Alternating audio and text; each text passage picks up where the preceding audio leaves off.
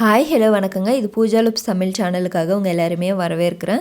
எல்லோரும் ரொம்ப ரொம்ப நல்லா இருப்பீங்கன்னு நினைக்கிறேன். இன்றைக்கி என்ன வீடியோன்னு பார்த்தீங்கன்னா, எப்போவும் மனசு பார்த்திங்கன்னா தெளிவாக இருக்காது. அது இல்லாமல் பல யோசனையாகவே இருக்குங்க. அது எப்படி தெரியுமா, எந்த யோசனையாக இருக்குன்னா எதிர்மறை எண்ணங்களாகவே இருக்குங்க. அது இல்லாமல் ஒரு சிலருக்கு பார்த்திங்கன்னா என்னுடைய கஷ்டத்தை சொல்ல யாருமே இல்லையேன்னு வருத்தப்படுவீங்க. அது இல்லாமல் வாழ்க்கையில் எந்த கஷ்டம் வந்தாலுமே அதிலிருந்து நம்ம மீண்டு வந்துடலாங்க.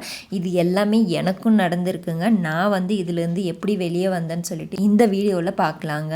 ஒரு சிலருக்கெல்லாம் மனசு எப்போ அமைதியாகவே இருக்காதுங்க. பல யோசனையாகவே இருக்கும், கவலையாகவே இருக்கும். எதுக்கு என்னத்துக்குன்னே தெரியாது, ஆனால் கவலையாக இருக்கும். எதுக்குன்னு பார்த்தீங்கன்னா நம்மளுடைய எண்ணங்கள் தாங்க அதுக்கு காரணம். நம்மளுடைய எண்ணங்கள் எப்படி இருக்குன்னா எப்பயும் எதிர்மறை எண்ணங்களாகவே இருக்குங்க.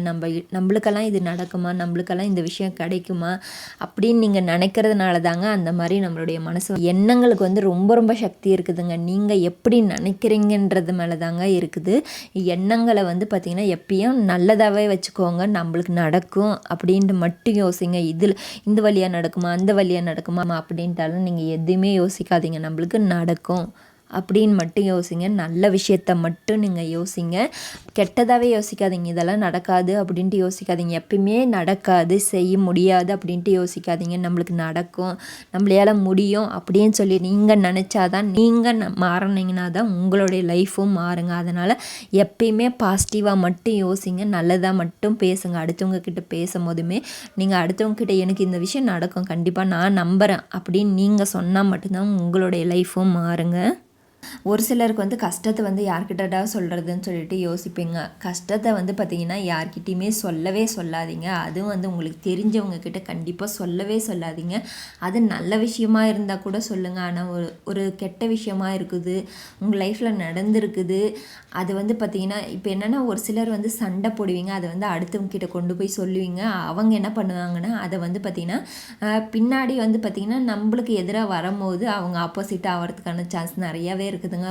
இப்போ இருக்கிற ஒரு மனுஷன் அடுத்த நேரத்தில் எப்படி இருப்பாங்கன்னு தெரியவே தெரியாதுங்க. அதனால் பார்த்திங்கன்னா நம்மளுக்கு எதிராகவே அதை யூஸ் பண்ணுவாங்கங்க. எனக்கு அந்த மாதிரி யூஸ் பண்ணியிருக்காங்கங்க. அதனால் பார்த்திங்கன்னா அவங்கக்கிட்ட எந்த ஒரு கெட்ட விஷயம் நம்ம லைஃப்பில் நடக்குதுன்னா அதை அடுத்தவங்க கிட்ட ஷேர் பண்ணவே பண்ணாதுங்க. நல்ல விஷயமா இருந்தால் ஷேர் பண்ணுங்கள். ஏன்னா அவங்களுக்கும் அது பாசிட்டிவான ஒரு விஷயத்தை கொடுக்கும். ஆனால் கெட்டதை சொல்லவே சொல்லாதீங்க. அது திருப்பியும் நம்மளுக்கே எதிராக நிற்கும். இந்த மாதிரி கஷ்டத்தை யார்கிட்ட சொல்கிறதுனா நம்மளுக்கு இருக்கவே இருக்காங்க. 1008 தெய்வங்கள் இருக்காங்கங்க. மூளைக்கு வீதிக்கு வீதி இருக்காங்க. அவங்கக்கிட்ட போய் சொல்லுங்கள். கண்டிப்பாக நீங்கள் நம்பி அவங்கக்கிட்ட சொல்லலாம். அவங்க யார்கிட்டையுமே சொல்ல மாட்டாங்க, அடுத்தவங்க கிட்ட போய் சொல்லவும் மாட்டாங்கங்க. அதனால் உங்கள் எந்த மாதிரியான கஷ்டமாக இருந்தாலுமே நீங்கள் போய் கடவுள்கிட்ட சொல்லுங்கள்.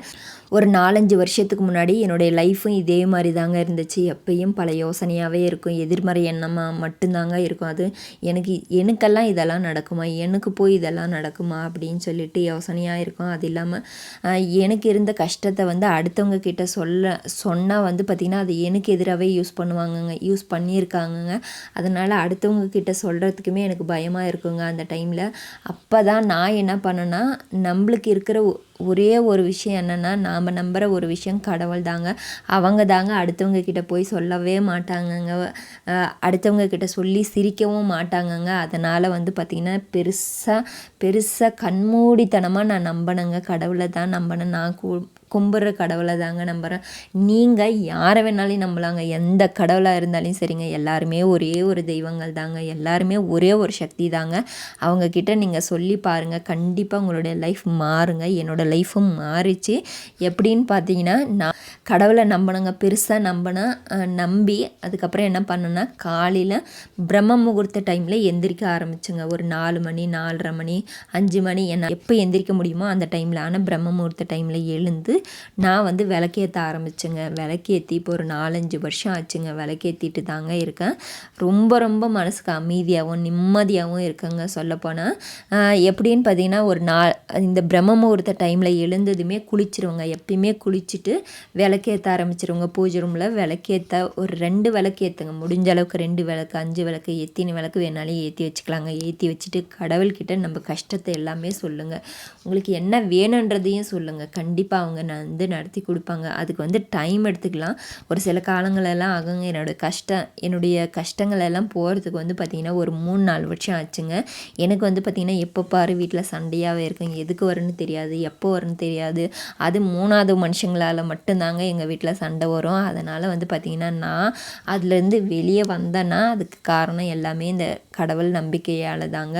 அதுவும் இந்த பிரம்ம முகூர்த்த நேரத்தில் எழுந்து விளக்கேற்றினதுனால என்னுடைய மனசு ரொம்ப ரொம்ப அமைதியாயிடுச்சுங்க. இப்போ எல்லாருமே சொல்கிற ஒரு விஷயம் என்னென்னா, பிரம்ம முகூர்த்த நேரத்தில் எழுந்துக்கோங்க அப்படின்ட்டு எல்லாருமே சொல்கிறாங்கன்னா அதில் ஒரு உண்மை இருக்குதுங்க. நானும் அதை அனுபவிச்சிருக்கேன், எனக்கும் நல்லது நடந்திருக்கு. அதனால தான் நான் அந்த பிரம்ம முகூர்த்த டைமையே சொல்லிகிட்ருக்கேன். நீங்கள் வந்து பிரம்ம முகூர்த்த நேரத்தில் எழுந்து ஒரு 2-3 நாள் தொடர்ந்து ஒரு 3-4 நாள் விளக்கேற்றி பாருங்கள். உங்களுக்கே அந்த டிஃப்ரென்ஸ் என்னன்னு தெரியும். அதுக்கப்புறம் நீங்களே அதை விடவே மாட்டீங்க, தொடர்ந்து அதை செய்ய ஆரம்பிச்சிருவீங்க. எந்த ஒரு விஷயத்தையும் தொடர்ந்து செஞ்சாதாங்க அதோட பலன் வந்து நம்மளுக்கு கிடைக்கும். இப்போ ஒரு கொஞ்ச நாள் செஞ்சுட்டு உடனே நம்மளுக்கு அது வந்து நடக்கணும்னு சொல்லிட்டு நீங்கள் நினைக்காதீங்க. அது வந்து நடக்கிற வரைக்கும், அந்த ஒரு விஷயம் நடக்கிற வரைக்குமே நீங்கள் அந்த பிரம்ம முகூர்த்த நேரத்தில் வந்து விளக்கேற்றத்தை மட்டும் விடவே விடாதீங்க. கண்டிப்பாக நடக்கும், எல்லாருக்குமே நடக்கும்.